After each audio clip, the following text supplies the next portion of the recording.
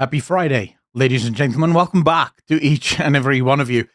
This video is a little bit, I guess, less serious, but also deadly serious insofar as it speaks to a massive problem that I have with the South African political landscape, but also with politicians.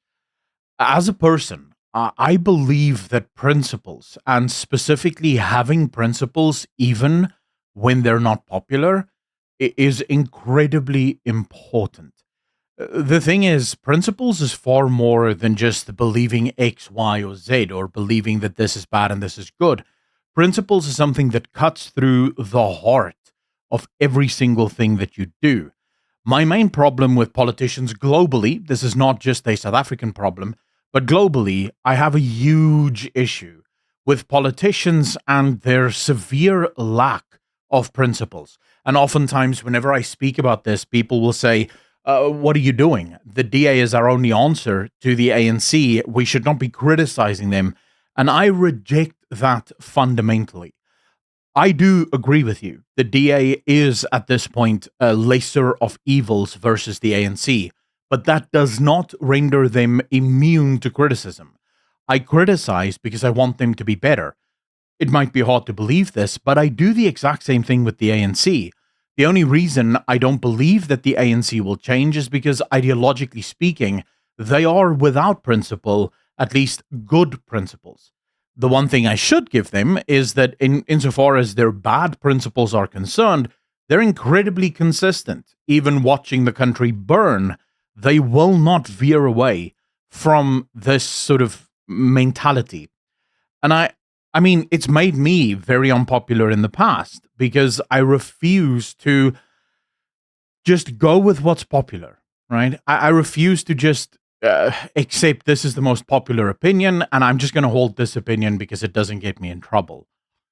I tend to speak my mind, and I tend to say exactly what I think. And if I don't like something, I'll say it. And if you guys don't like the fact that I'm saying that thing, well, that's your problem, really. And this air conditioning is making water fall onto the wall. It's annoying. I don't know how to fix that. Don't know. It's very, very humid at the moment here in Cape Town, so it might be just a humidity problem, or maybe I need to get someone out to fix the air conditioning. But if you're seeing that line there, that's air conditioning water. But okay. Most of you will know the DA as this. This is John Steenhuisen. He is a man of business. He always wears a suit, or at least looks presentable. He speaks very seriously, very statesmanlike. Whenever he does his speeches, he doesn't point fingers. That's, by the way, public speaking 101. You don't ever point to the audience. You do this so that the audience doesn't feel as if you're actually attacking them, but rather, you're speaking more generally. So this is one of the marks of someone that's been well trained in public speaking, is when they do this. Just look for that and you'll be good, right? But okay, John Steenhuisen is a man that gives these amazing speeches. Of course, he wasn't always that man. You'll remember when he was the chief whip for the DA, he was actually a lot different. He was a man that spoke off the cuff, said what he wanted to say, said what he thought, and he didn't care whether or not that makes him popular. Then he became the leader of the DA, and you can see the machine of the DA got their claws into him, and they very quickly changed him into the man that says the right stuff. Right? Every speech is carefully calculated to say only what they think the people want to hear. My big problem with John Steenhuisen, and again, it's not just John Steenhuisen. We can look at Herman Mashaba. Herman Mashaba is another man that has no principles.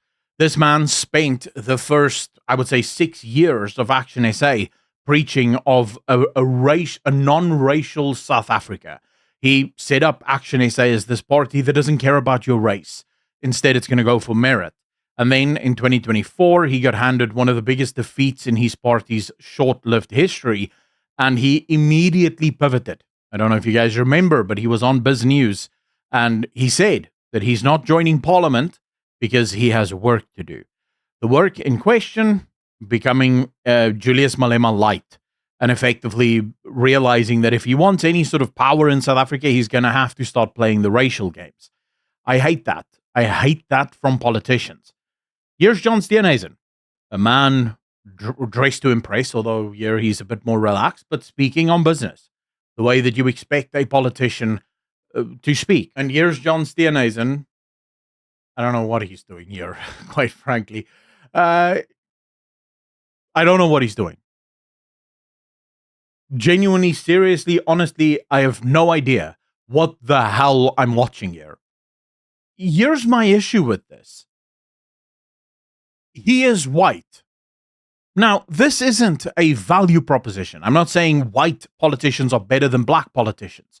It's a cultural thing, right? From a cultural perspective, white people, when they're doing business, specifically on business trips or just, in a business environment, and here he's speaking to delegates from around the world. He's at a place where international delegates are gathered. Our culture isn't this. You wouldn't see Donald Trump dancing like this. You wouldn't see Emmanuel Macron dancing like this, or Keir Starmer dancing like this. It's not in our culture. From a black person's perspective, their culture very much is that, right? It is dancing. It is celebrating, sort of coming together in the form of dance and being jovial. We have our own ways of doing that. It's not this. And the reason it bothers me so much is it comes across as ridiculously fake. I can see how uncomfortable he feels in that moment. He's trying desperately to be funny, to dance as silly as is humanly possible, because then he can sort of explain to himself that I'm just trying to be silly, right? I'm just trying to show people the lighter side of myself. The others there are enjoying themselves, right? You can see the black ladies there, they're getting into it, right? The black dudes there, they're getting into it as well. John Steenhuisen, not so much. He's not enjoying himself to the same extent. He's doing it because he's trying to convince black South Africans, vote for me, because as a white man, I get your culture. No, you don't. That's not who you are. And I think a lot of black people would have a lot of respect, or a lot more respect, for a man like John Steenhuisen if he just stood on principle, if he just stood for what he believes, told people what they need to know, and stuck to what our culture deems to be appropriate in business environments. And this is a silly thing, right? We're just talking about dancing here. But this isn't the first time that I've seen John Steenhuisen. He had that famous DA march where he's also sort of going low with his hands and then going up with his hands. And it's like, dude, really? I myself have never been in a march. I've never been in a picket line. I don't, quite frankly, see the point. I think if you want to change politics, you have to do it by entering politics. I don't think striking makes any difference. I think all it does is it inconveniences everyone else, and it sort of helps you get your way for a while until people get so tired of the striking that you become the enemy that you thought you were fighting. So yeah, I personally have a big problem with seeing stuff like this. And again, it's not a value proposition. I don't think that black people are inferior because their culture is a lot more dancing and sort of coming together and enjoying themselves around a meeting or around an event. That's perfectly fine. Take a look at Jacob Zuma, right? Jacob Zuma, as old as he is, every single one of their meetings or their gatherings ends with him and the people on stage dancing. It's part of his culture. As white people, that is just not our culture. What I want to see from a political leader, I want to see a statesman standing there and presenting his opinions, presenting his positions, and then allowing me to absorb that and either accept it or reject it, dependent on, right? But this is embarrassing. And it's not winning him any votes. I would love to hear it. If you're a black viewer of mine, tell me whether or not this somehow convinced you that you need to vote for the DA. Tell me whether or not you looked at this and thought, wow, I can't wait to vote for this man. Because I would be willing to bet that this had very little effect on the vast majority of black people in South Africa. Because they can see that it's fake. They can see that he's not comfortable. Anyways, ladies and gentlemen, as always, hit the like if you liked it, if you didn't. It is free after all. Massive shout out and thank you to all of the patrons as well as the YouTube channel members for continuing to support this channel. Link is in the description down below for Patreon or the join button right below this video. As always, be good to each other, be kind to each other, and I will see all of you in the next one. Peace.